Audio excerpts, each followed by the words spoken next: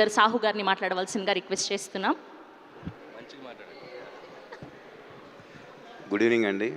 ముందుగా ఇక్కడికి వచ్చిన మా ప్రెస్ మిత్రులందరికీ అండ్ ఈ ఈవెంట్ పెడతానికి ముఖ్య కారణం ఇవాళ మా రిలీజ్ డేట్ అనౌన్స్ చేయడానికి అండ్ అనుకున్నట్టుగా టైంకి అన్నీ ఫినిష్ చేసాం.